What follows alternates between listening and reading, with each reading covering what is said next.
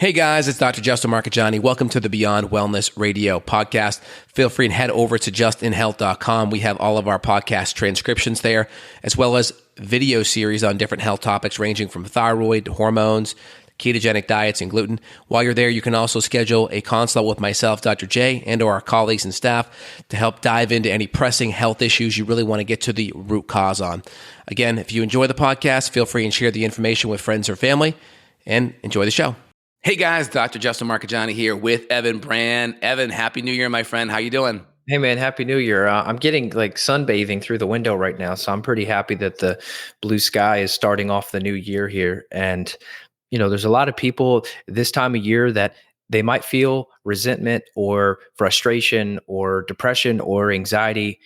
Just clinically talking with people, I know the holidays bring up a lot of weird emotions for people. Maybe there's like family connections that are screwed up, or maybe there's a financial issue or some other relationship issue or a job stress that's happening. And people kind of come into the new year feeling not fully prepared. And so I'm hoping that the information we could provide people today can give them a path forward and how they could potentially investigate their health to start the new year. By investigating some of these root causes, we can improve, double, triple, quadruple your productivity, which is going to set you up for a good year. I totally agree. Well, we chatted before here. We're going to talk about the mold gut brain connection. This is a powerful, powerful connection because we see people with mold issues have chronic mood, focus issues. You may also see a lot of gut issues as well, where your gut almost becomes a mold factory as well. Talk a little bit more about how your gut can colonize mold and become a mold factory. Yeah. So, there's kind of two different stories that can happen. So someone could have an exposure from a dorm in college 20 years ago, and maybe you just genetically don't detox these mycotoxins very well. And so you've stored those in your body. This can accumulate in the brain, in the organs, and the fat tissue, which can affect your kidneys. You could be up in the middle of the night to go pee. You could have chronic anxiety, depression. You could have issues with exercise intolerance. Now, if you've had a weakened immune system or the exposure was large enough or long enough, then you can actually start to grow it. So you can be a storage facility, or you can be a factory, or you can be both. And just using an at-home urine sample on the organic acids, we can measure this colonization. And this is a very common problem. I've seen it in kids that are 3 years old. I've got some case studies where we've seen the oat markers page 1, all these yeast and fungal markers completely off the chart in a child that was living in a home where the tree roots had busted through the foundation, and every time it rained, the basement leaked. And this is not a rare problem. So I know sometimes when you and I talk about these things, many people may blow things off and just move on with their life. But what I'm telling you is decades ago exposure that you've had could still be affecting you today.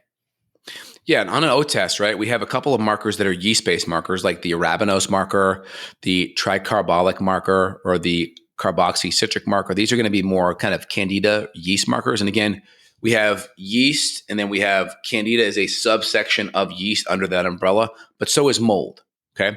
And so mold kind of could be still in that yeast category. The big ones when we look at colonized mold, if you're looking at one of the oat tests, like the one by Mosaic, we're looking at the ones that have the aspergillus or fusarium in parentheses. Those are going to be the big ones. The 5-hydroxy methyl 2-feroic, the furin 2,5 dicarboxylic, the furin carbonoglycine, the tartaric acid, and the tricarbolic. These are your big long Jeopardy words. But these are going to be your colonized mold markers. So what's happening here, Evan, is you have exposure to mold in the environment, dorm room, old house.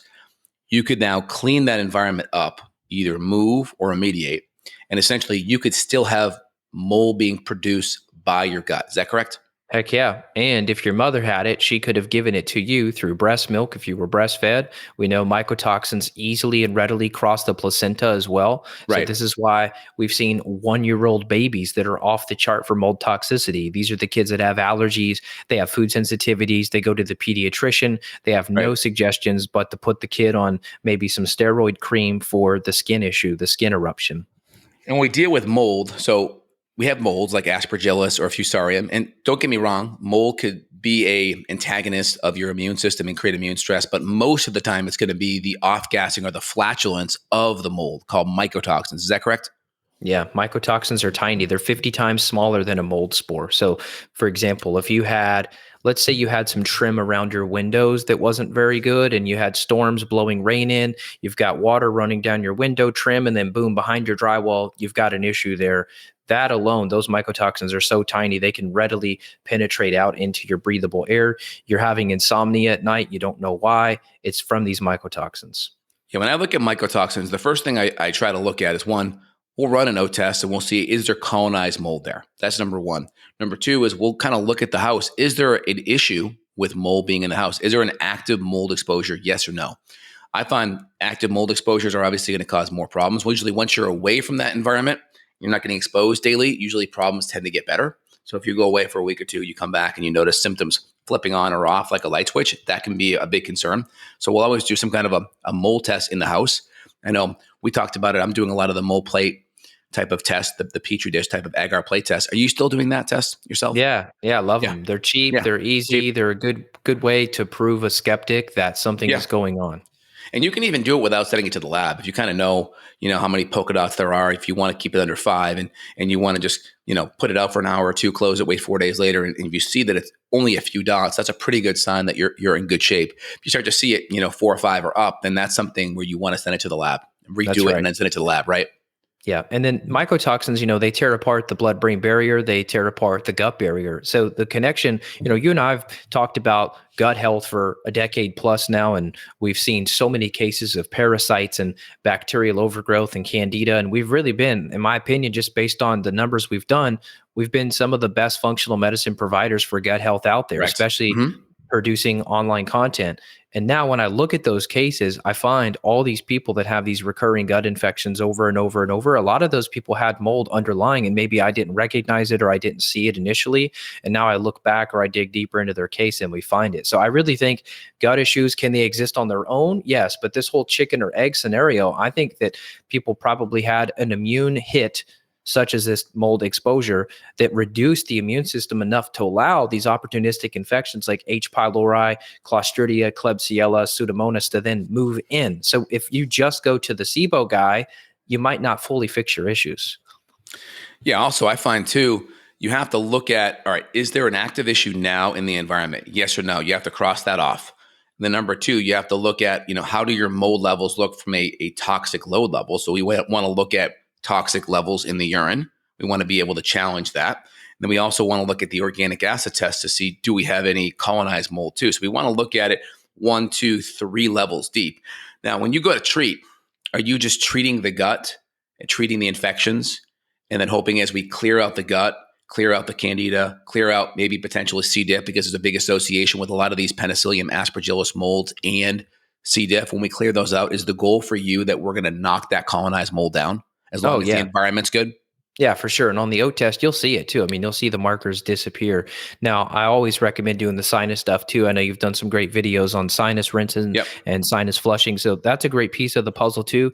Now, the O test doesn't say, yeah, you're colonized in the sinuses. It could be up there. I always assume it. If there's any breathing issues, right, you can go watch my video on it, but we're going to do a high quality saline RO distilled water.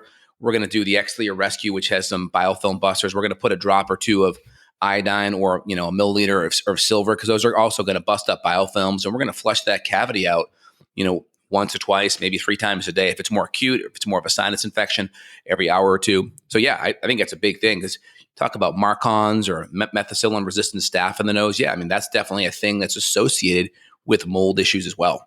Now, the cool thing is, so the gut protocols that you and I create, a lot of times these herbs have synergistic properties to where, yeah, we may be targeting a specific bacteria or a parasite because you have bloating, you have constipation, gas, maybe you have stomach cramping. And it's cool because you can try to target those specific bugs and then you knock out some of the colonization as a side effect. So I haven't had to shift the protocols too much because a lot of the blends that you and I have formulated, we have a multitude of antimicrobial, antifungal, antivirals kind of all in the same blend. And so it's really exciting when you do a retest of the oat, you could see, hey, look, we cleared the bacteria on the stool, we cleared the parasite, we reduced inflammation, and the fungal colonization and the candida goes away. So there's really not this magic mold protocol, so to speak. It's fixing the other issues as well. And I'm finding that mold is becoming a more trendy topic. I see so many videos now, and I think the problem with that is because you're going to become so zoomed in on this that now you're going to miss the other stuff that's screwing up your gut, that's screwing up your mood, your energy. Yeah, and also it's a double-edged sword where people come after mold and they treat it like it's its own entity. The problem is the longer you have mold exposure and mold colonization, that's going to increase the chance that your gut is permeable. So now you have leaky gut. So now that increases the chance of food allergens and gut inflammation due to healthy foods coming in. Now that because of the gut inflammation, you're lowering your enzymes, you're lowering your acids, you're lowering your bile salts. So now it's harder for you to digest food. So now you're having more digestive issues. Maybe you have gastroparesis. Maybe you have SIBO, small intestinal bacterial overgrowth, or CFO, small intestinal fungal overgrowth as well. So these issues kind of compound. And so now you go see the mold doctor. You can go address the mold in your environment. You can do a fancy detox protocol for mold. But now other issues have to be addressed together. And that's where it gets really dicey because you can see the fancy line person, but now other systems are broken around it. And you have to prioritize a plan to fix everything else at the same time. Yeah, well, it's hard. It's hard for us because, we have to keyword and we SEO certain content. And so people may get labeled as a certain expert. But what we want you to know, Dr. J and I, we have the broad spectrum functional medicine knowledge that you really need. It's a sexier thing for people to sell you on their niche, right? They're like the mold girl, the thyroid girl. Like it's really easy and sexy. And you kind of have to do that to really like find your audience, so to speak. But you're right. There is a collateral damage that's happened now where maybe now you've developed Hashimoto's as well because your gut has been so screwed up. You've had this bacterial autoimmune attack now on the thyroid or even on the brain or on the joints. So now you have RA. Just detoxing this stuff will not fix your joints. Now we have to implement other strategies. So what we're saying is, this is an important piece. We have to try and connect the dots, but we also have to make sure that we're not just using a super, super fine magnifying glass. We've got to be able to zoom out a little. Exactly. I mean, it's been observed that people with certain fungal species or mold species have a decrease in beneficial probiotic bacteria in the gut. And so this plays a big role. So now people are being more open to dysbiosis and Clostridium, C. diff. Now the chance of digestive issues, bloating, gas, diarrhea especially, it now goes up. I think this is part of the reason why you'll see some studies showing that taking probiotics can help your body deal with or neutralize some of the negative consequences of mold exposure. I think part of that is because the mold is impacting the gut so negatively that adding in some of the probiotics, I think, is maybe holding some of the negative effects of mold on your gut at bay a little bit. Yeah, I think it's that. It's helping glucuronidation, which is important to help get mold out. I saw a couple papers saying that the probiotics, immune system too. I saw a couple papers saying the probiotics are actually helping convert the mold into something less toxic. So it may actually kind of degranulate, if you will, or kind of transfer the mold into a different toxin that's less toxic. And then also, the histamine component is huge too. So for folks listening that have histamine intolerance, that could not just be food sensitivities, that could be reactions to chemicals. I mean, my chemical sensitivity, it wrecked me. I'm better now, but it's been hell to go through that level of sensitivity, and it all ramped up after exposure and tick bites at the same time. So once again, it gets tricky, case by case, but it is true that when you have that shift in the gut because of the exposure, now you're likely dealing with more histamine producing bacteria. And then when you're losing your good guys, some of those good guys help you to regulate histamine in the gut. So the problem is people will go on like strict carnivore diet, but that's not necessarily fixing what's happening in the gut bacteria. And there's a lot of people out there now that I've seen, they've followed the carnivore gurus and they're still suffering. And we look at their gut and it's a mess. And you cannot eat your way out of it. Yeah, and also the problem with carnivore, it can be a good diet. I mean, most of these diets are going to be for a season, for a reason. So there's a periodization plan with it. Some people, you see it a lot in the vegan community, they do really great in a vegan diet, and then they stay there. And then now nutritional deficiencies compound. They're getting 400 to 500 grams of carbohydrate a day to get their, half a gram per pound of body weight of protein. And that can be an issue for some. So especially in regards to carnivore diet, if you're getting most of your calories from fat and protein, well, if you have any deficiencies in hydrochloric acid, or enzymes, or bile salts, you're going to have big problems. You're going to have a lot of issues. Plus, sometimes the electrolytes can get thrown off. Again, you can combine that with some, electrolyte formulas or bone broth, and you can mitigate some of that, but a lot of times it's not.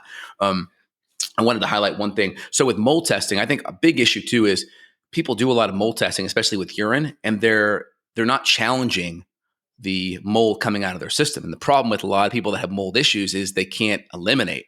And part of elimination is via their urine. So some of the testing say don't use glutathione, don't use detoxification support. Well, we don't want to do binders because binders will pull it out in the stool. And if you're collecting urine, you won't see the mycotoxins or the fungal toxins. Do you still agree that you're using some kind of a purge or detoxification support when you're collecting a urine mycotoxin test to see the full mycotoxin levels in there? Yeah, I mean, we stopped with the glutathione. We were really pushing that hard for a while, and then I believe it changes something with the mitochondrial markers. So I think we decided, no, maybe not. But I try to push a hot bath, a sauna, exercise, something. NAC, right? Yeah. NAC. Yeah, any kind of provoking agent like NAC or maybe even like chlorella to move things. I don't know. But the problem is if someone has brought a test to us, sometimes they're like offended if I want to go there. It's like, well, so and so tested me 3 years ago, nothing showed up. It's like, yeah, but you were Yeah. sick as hell back then. My first initial mycotoxin profile, my ochratoxin was a 12, which was high but not off the chart. And then when I retested 6 months later after trying really hard to get better, my Went levels higher, went right? from a 12 to a 196. Yeah, it can go higher. And also, Yeah. too, if you're just doing glutathione, newsflash, glutathione does not cross the blood-brain barrier, right? So that may help with levels in the body, but if there's stuff in the brain, that could be a problem. And you're going to need things that help cross the blood-brain barrier as well. And Yeah, like, you sound sauna's a good option too. I like sauna because it is more gentle and you could push it out via your skin too. there was one paper you're mentioning before we hit record. It was saying that the trichothecene group of mycotoxins was Yes. accumulating in the prefrontal cortex. Yes. So that's pretty nuts because you think about the decision making, and I find most people today, especially people over age 40, they have a lot of issues with making decisions, whether that's relationship decisions, financial decisions, what to do with their house, what to do with their aging parents. I find a lot of people are in analysis paralysis, and it would make sense that not only the trichothecene family that you're talking about, but also ochratoxin, we know directly affects dopamine, which you need for drive, focus, concentration, motivation. So I find that we're in a pretty apathetic society that's having trouble making decisions, and we could directly correlate that to the brain chemistry that's affected because of the gut and because of the toxicity. Yeah, the black mold, the Stachybotrys black mold produces mycotoxins like the trichothecenes, which accumulate, like you mentioned, prefrontal cortex. That's the reward center, that's the dopamine center, and then also the effects of mold. People exposed to ochratoxin. Ochratoxin A can come from penicillium or aspergillus, and these can create other nervous system issues, whether it's Alzheimer's or different neurological degeneration. And so it's a big deal. People want to keep their brains healthy. It's to really, and then this is going to also cause inflammation in the brain, and this is going to impact GABA, which is the neurotransmitter that hits the brake. It helps you relax, helps you chill. Dopamine, that's the I love you neurotransmitter. It's the focus neurotransmitter. Same with serotonin, they're connected.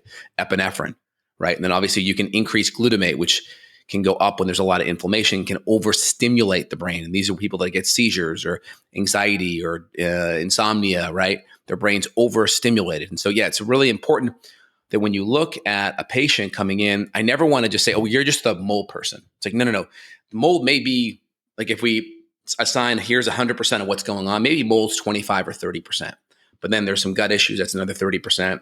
Maybe there's some nutrients that's 10 or 20. Maybe there's some adrenal hormone stuff that's 10 or 20. So you have to look at the whole pie and don't go all in on one thing being it. It may be the majority, but you have to fix everything else along with it in a periodized manner to get optimal results. That's right. That's right. I mean, we didn't even hit the mitochondrial piece. So the people that are struggling with chronic fatigue, they can't exercise. Those people likely have mitochondrial issues. We'll find that on the OAT test. So your New Year's resolution, in my opinion, if you want me to tell you what to do, get an organic acids test. There's so much data from that. If I was on a desert island, I could only pick one test. I'd probably choose the OAT. We'll put the links down below for the OAT test. If you guys want to find a place to support that, they'll be right down below in the description. So feel free and see that. Also, too, I mean, it's a big deal. People get very overwhelmed. Like, okay, I have mold in my house. What do I do? They call a mold remediator. It's like tens of thousands of dollars. They get overwhelmed. Should I move? What should I do? I mean, this isn't going to be the podcast for that, but just to kind of be very simple, you've had issues. I've had issues. We've been able to remediate in a very conservative way, test in a conservative way, not too expensive, try to get to the root cause of what's happening to the best of our ability. Any just brief kind of overview on that? Yeah, well, There's things you can do on your own at home. I mean, there's candles that we have that you can burn. There's misting and fogging solutions that can Yeah. help. There's hydrogen peroxide that can help. There's removing the damaged materials that can help. So I used to be overwhelmed with this subject because it did seem very daunting. But the more I deal with this and the more I coach people through this, I'm really not intimidated by it anymore. Like Right. we had an issue in the attic. I mean, we had a brand new air conditioning system up there, and there was an issue with some sort of airflow to where there was humidity building up in the system and it dripped down through the ceiling. And I was like, oh my God, here's a puddle on the floor. Here we go again with mold. This stuff is haunting me. And so I talked to JW and he's like, well, just swab it before you go cutting stuff. Just dry it out as quick as you can and swab it. I'm like, okay. So we swab it. We send it off to the lab. Nothing. So we caught it and dried it so quick that it stained the ceiling, but luckily there was no mold growth. And so now we just paint over it and we get to move on. But in a lot of cases, you get so paralyzed by the fear of all this that you do nothing. And so I've worked through that, and I help people work through that because, as you said, people get overwhelmed and then they freak out. It's like, I don't have 20 grand. It's like, well, you don't need 20 grand. It literally cost me the cost of a Q-tip and whatever it was, 20, 30 bucks to sample that Q-tip and a fan to dry out what happened. I just caught it quick. Now, if it's a long-term issue, it's harder and more expensive. Yeah, I think, you have your acute issues, which are going to happen from a pipe bursting, a foundation being leaky and letting a lot of water in, or a leaky roof. So I think it's good to get your roof looked at once a year. Get your HVACs looked at once a year. Make sure everything is draining well. Take a look. Make sure your foundation's doing good, right? Make sure those kind of things. So those are going to let more water come in. The faster water comes in, the greater likelihood of mold and the mycotoxins. Now, most people, it's going to be more of a environmental issue where they just have chronically high humidity in their house. And mold needs three things to grow. It needs air. That's mostly a given unless it's in some kind of a container that's closed off. It needs carbohydrate. Carbohydrates going to come from either wood, drywall, or dust. And it needs oxygen. And so filter out the air as well. So if you can mitigate the moisture, that's decreasing the water. And if you can decrease the carbohydrate in a chronic setting, that's going to be dust particles. And that's going to help most of your issues. And that may involve a high quality HEPA filter with a VOC filter. That may involve having good HVAC, make sure your HVAC's working well and draining, as well as either a dehumidifier attached to your HVAC or an additional dehumidifier in the space to keep that chronically below 50%. Ideally, put it in the mid 40s. That's going to be a good place to keep your humidity low. So any moisture that comes in the environment goes in the air and is not staying on surfaces and not going to interact with the dust as much. Yeah, just easy stuff like have your vent fan on when you're taking a hot, steamy shower. I mean, if your shower mirror is steamed up by the time you get out of the shower, you probably either had it on too long, too hot, or you did not have enough ventilation. So like I could take a hot shower. It's not super hot because that aggravates histamine for some people. For me, if it's like a boiling shower, that's going to aggravate the mast cells. So, I don't recommend like boiling showers. I know my wife gets it hotter than me. I'm like, honey, that's freaking hot. I try to go in after. It's like, good Lord, you're crazy. Yeah. So there's the temperature piece, but then if we have adequate ventilation, if I get out of the shower, there's no steam on the mirror. And I've experimented. I'm like, okay, let me try no ventilation. Let me just not put the exhaust fan on. Boom, you got steam. So that's or at least get a dehumidifier with a trigger. Like, set it for 45%. It goes above 45%. It automatically goes on. I played around with it where if I don't put ventilation on and then put the dehumidifier on, it'll stay on for like an hour. It'll pull out like a pint of water. I know it's nuts how much pint of water, but then everything's gone in an hour because it's really the moisture staying there for days on end. And so as long as you can soak it up in an hour or two, or after a shower, if you have a good dehumidifier, you should pull it out pretty fast, right? But as long as you're able to pull it out pretty fast and it's not lingering and it's not chronic, you're going to be in a pretty good place for sure. So get a simple dehumidifier that holds a gallon or two with a setting where it's automatically triggered. Set it for 45% or 40%. If it goes above that, automatically on, and then it goes off automatically. That's a great way to keep, that good. If you have ventilation, that's even ideal. You may want to do both. I do both. That's a great way to keep it in check. Yep. So in summary, if you have gut issues, consider looking into this. If you have sleep issues, frequent urination, blood pressure issues, vision problems, anxiety, depression, irritability, anger, rage, infertility, PMS, menopausal symptoms, hot flashes, shortness of breath, cold hands, cold feet, dizziness, which was my big one, even full-blown vertigo. You have issues in cars. You have issues on boats. You have car sickness. You have histamine intolerance, food sensitivity, skin rashes, flushing, sinus issues, I mean, those are just some off the top of Yep. my head. This all could be linked to this constellation of issues, the toxin affecting the gut affecting the brain 100%. Oh, and the last thing I wanted hormones. to, Oh, yep, I'm sorry. can I'm sorry impact to the interrupt. hormones.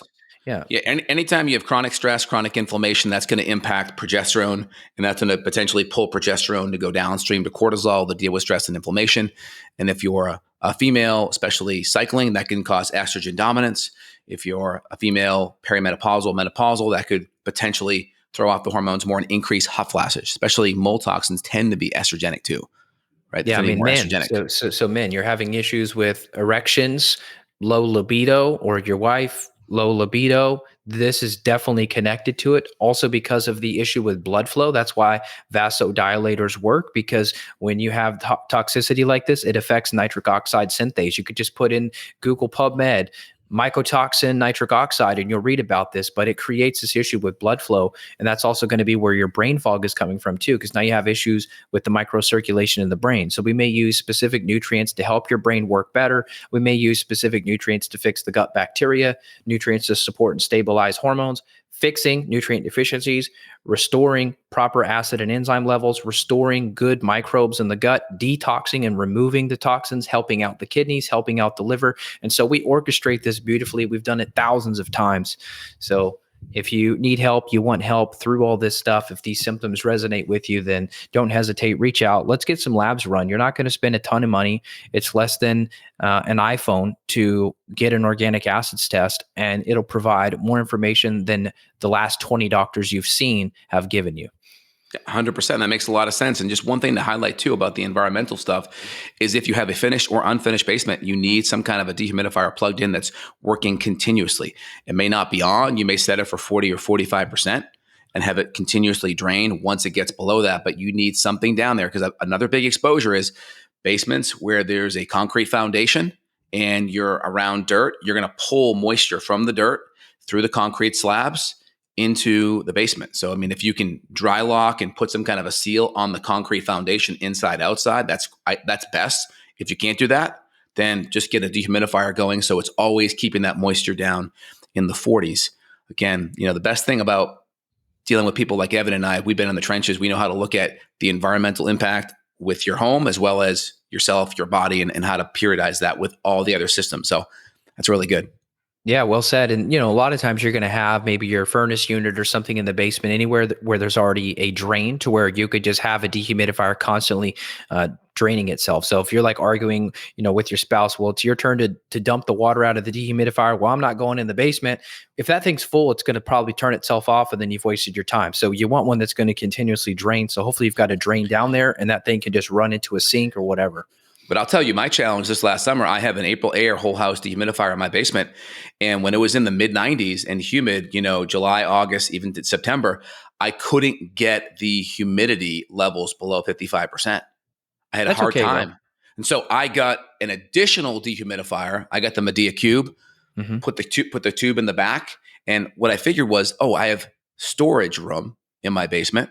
That there's storage, but guess what? There's no ventilation in the storage, so the dehumidifier can't grab that. So I'm going to put a dehumidifier with a drain tube, so it continuously drains. That's ideal. Almost all basements are going to have some kind of a drain, so get one that continuously drains. Put that in there, and then I was able to knock it down into the mid to low 40s. That was it. So you may need a dehumidifier on top of your whole house as well. Just keep that in the back of your mind too. That's why get a $10 humidity meter, put it in each floor of the house, and it'll tell you exactly where you're at humidity-wise. Or if you have a Nest thermostat, it'll tell you each thermostat, each at ventilation level, where your humidity's at. Yeah, what's funny is I posted a video on my Instagram about a hygrometer. I'm like, hey, this $10 tool could save your health. And it did like over 100,000 views overnight. So like you could prep for all these amazing videos on mold, and then you do something stupid easy on a hygrometer and you get 100,000 views. It's funny what clicks with people and what just doesn't. Oh yeah. Also, we spilled some water on our floor. A little bit of water on the floor, and we wiped it up, put the fan on it for the day. I had my handy dandy moisture meter, which everyone should have, put it on there. It was still 20%. And I'm like, wait a minute, it's got to get below 15. So we just put a dehumidifier right in that area and put a fan on it. It needed to be on there for 3 more days to knock it down. That's crazy. And so, the average person will be like, Feels good to me. I think it's okay. But no, in the pores of the wood, it was still not enough. And so you want to keep your woods from rotting out and discoloring. If a spill happens, you want a topical moisture meter as well as an air humidity meter. It's good to have two in the house. Yeah, let us know in the comments or reach out to us and let us know if you want to hear more like building environmental stuff. We could do a Yeah, whole let us know. episode on that. Yeah, it's important because most people, if they have a mold issue and they're still living in this crappy environment, what do you do? And then that becomes a whole source of stress. And then that's beating up the adrenals because you're like, oh, gosh, I don't have $30,000 for a mold remediation. What do I do? So Yep. it's good. Yeah, we And got resources. there are things we could do to stabilize hormones. We could try to support detox pathways, et cetera. We could try to keep you somewhat stable in that environment. So it's not a Yes. make it or break it. But in terms of you making a full recovery while still getting exposed, it's going to be tough. Yeah, and I'll put some of the links down for the products that I personally have, dehumidifier-wise, whole house, as well as the internal ones, and some of the moisture like meters and things like that. I'll put some of that on there, so I know you'll have some links to some of your favorite products. So we'll just look down below, try to do a pinned comment for you guys too, and then we'll put some videos maybe in the top left. There's some other mold interviews that we've done to provide additional resources on this topic. Awesome. If you want one-on-one help with this, we're happy to. We work worldwide with people doing functional medicine consultations and lab testing, advanced protocols. This is all at Dr. J's website, which is justinhealth.com, and my site, evanbrand.com. You can reach us directly and we'll be happy to help. So don't give up. It could be a little daunting, but we'll help you kind of walk through step 1, step 2, step 3, and walk you back to health. Absolutely. evanbrand.com, justinhealth.com. Link right below. There'll be a link for you guys to reach out and get more support. You guys have an awesome new year. Take care, y'all. Take it easy. Bye.